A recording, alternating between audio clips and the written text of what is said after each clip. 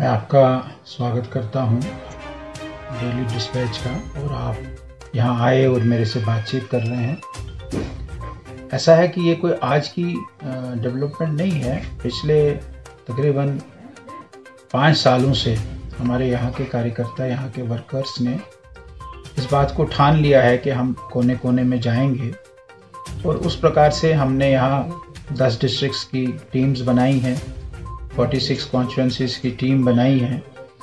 हमने जो पार्टी के 7 मोर्चे हैं उनमें से 6 मोर्चे हमने यहाँ बनाए हैं। इसलिए पार्टी को हमने ग्रास रूट पर ले लिया है, और अब ये दिखाई दे रहा है जब हम फार फ्लंग एरियाज़ में भी जाते हैं, वहाँ भी भारतीय जनता पार्टी की जय जयकार हो रही है।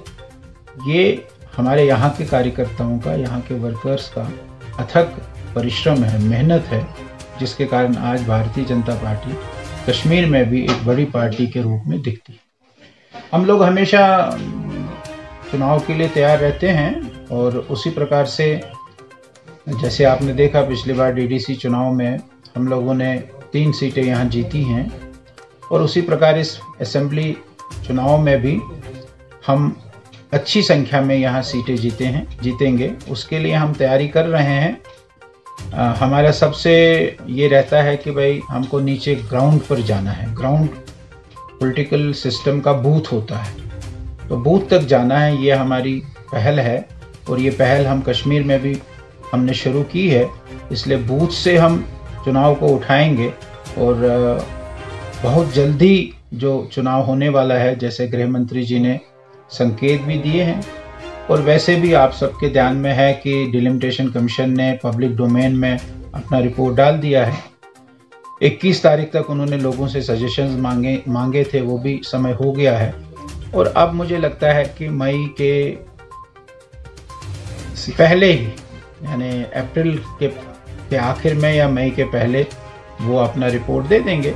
उसके बाद इलेक्शन कमीशन स्टेट ने कहा है कि हमको 4 महीने चाहिए नया सिस्टम बनाने में, और उसके बाद ऐसा ही लगता है कि नवंबर, दिसंबर, अक्टूबर, नवंबर में यहाँ जो स्टेट के चुनाव हैं वो हो जाएंगे। कई बार बताया है कि उस समय की जो सरकार थी, अब कुछ लोग कहते हैं जी हम सरकार में नहीं थे। ये नहीं होता है।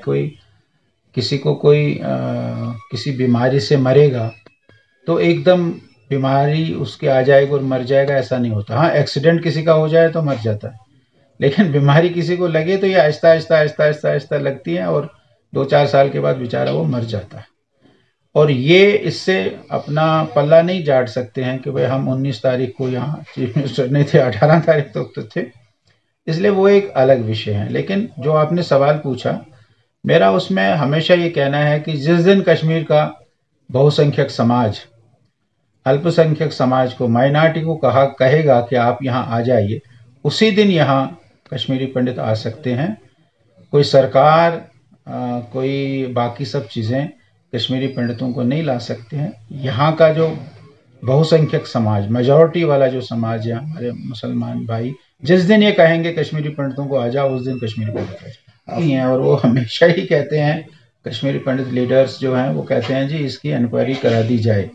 और हम भी कहते हैं, अगर फारूक साहब ने भी कहा तो हम भी सरकार को कहेंगे इसकी इंक्वायरी कमीशन बिठाई जाए। और जिस आदमी ने कहा कि मैंने 20 आदमी मारे हैं, उस आदमी को तो बिहाइंड द बार्स, और उसको तो उसकी सज़ा मिलनी चाहिए। अब खुलेआम वो कहता है कि मैंने 20 आदमी मारे हैं, और उसको आपने लेट फ्री कर दिया है। जब बाज़ाब्ता कमीशन बैठेगा, कमीशन इंक्वायरी करेगा, दूध का दूध, पानी का पानी निकल कर आएगा।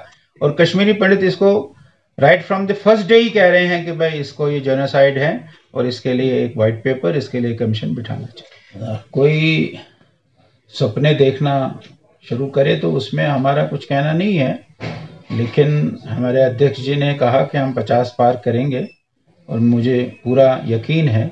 हमने पिछली बार भी कहा था कि हम 44 प्लस हो जाएंगे, और इस बार हमारा नारा 50 पार का है। अवश्य 50 पार भारतीय जनता पार्टी इस बार करेगी। बाकी जो लोग कहते हैं उनको अपना पॉलिटिकल कैरियर उनका भी है, एक अपोजिशन के नाते, एक पॉलिटिकल एक्टिविस्ट के नाते उनको जो भी लगता है वो कहते हैं, उसमें ऐसा कुछ नहीं है। लेकिन उन्होंने देखा पिछली बार भी 37 में से हम 25 सीटें जीते हैं, ये बहुत बड़ी जीत हमारी हुई है और इस बार भी हम वहाँ एक अच्छा नंबर लेकर जीतेंगे। और जो हमारे अध्यक्ष जी का कहना है कि 50 पार और 50 पार हो। भारतीय जनता पार्टी अपने बलबूते पर जम्मू कश्मीर में चुनाव लड़ेगी। कोई बी टीम, कोई सी टीम ऐसी भारतीय जनता पार्टी की नहीं है। भारतीय जनता पार्टी है और भारतीय जनता पार्टी ही यहाँ अपने दमखम से चुनाव लड़ेगी। कोई बी टीम, सी टीम भारतीय जनता पार्टी की। डील्स और बाकी सब चीज़ें हैं, उसमें काफ़ी बड़ी उपलब्धि भी मिली है। मुझे बताया गया है कि 200 कनाल के तकरीबन लैंड जो है वो रिट्रीव की है। और एक जो नैरेटिव बना दिया गया था कि भाई कश्मीरी पंडितों ने ज़मीनें बेची थी, उसका उल्टा हो गया। 70% ज़मीनें इंटैक्ट हैं, 30% 25% किसी किसी ने बेची भी होगी, लेकिन मोर देन 70% ज़मीनें अभी है, ऐसा जो अभी आंकड़े आ रहे हैं। तो कुछ एनक्रोचमेंट है, कुछ लोगों के कब्जे हैं वो खाली करवा दिए जा रहे हैं और विशेषकर कुछ टेम्पल्स जो है, टेम्पल्स पर भी कुछ कब्जे हैं, सरकार चला रही है। और सारे हिंदुस्तान में भी आज बहुत सारे ऐसे सोसाइटीज़ हैं जो सामने आ रही हैं कि हम कश्मीर में जो इस प्रकार के टेम्पल्स हैं उनको रिनोवेट करने के लिए हम आगे आएंगे। मुझे लगता है कि और साल 1.5 साल में आप देखेंगे काफ़ी अच्छे टेम्पल्स यहाँ कश्मीर में बनेंगे। हमारे यहाँ जो कश्मीर में है वो बहुत बड़ा है टूरिस्ट इंडस्ट्री। आपने देखा होगा पिछले साल एंड में, सितंबर से लेकर जनवरी फरवरी तक बहुत अच्छा टूरिस्ट सीज़न रहा है। उसके बाद थोड़ा कोविड ने फिर एक विकराल रूप धारण किया था और अभी आज मुझे लगता है कि ये जो टूरिस्ट इंडस्ट्रीज़ यहाँ है, ये टूरिस्ट इंडस्ट्रीज़ के कारण हमारे यहाँ के यूथों को रोज़गार मिलेगा। यहाँ यूथों को जो है वो बहुत बड़ा एम्प्लॉयमेंट मिलेगा। और विशेषकर जो हमारे एलजी साहब हैं, जिस प्रकार से वो फॉरेन इन्वेस्टमेंट यहाँ ला रहे हैं, अभी भी आप देख रहे हैं हमारे कश्मीर में सऊदीया के बहुत सारे इंडस्ट्रियलिस्ट है यहाँ, और उन्होंने कहा कि वो भी यहाँ इन्वेस्टमेंट करेंगे और इन्वेस्टमेंट अलग अलग एरियाज़ में वो करने वाले हैं। और मुझे उससे लगता है कि हमारे यूथ यहाँ का जो है वो एम्प्लॉयड हो जाएगा और टूरिज़्म के कारण हमारा यहाँ बहुत बड़ा यूथ जो है वो एम्प्लॉयड हो जाएगा। और आगे जो दिन हैं, जैसे बहुत यहाँ ठीक सिचुएशन हो रही है और अगले आने वाले महीनों में अच्छा टूरिज़्म का यहाँ सीज़न रहेगा, उससे कश्मीर में बहुत बड़ी तरक्की होगी, ऐसा मुझे लगता है।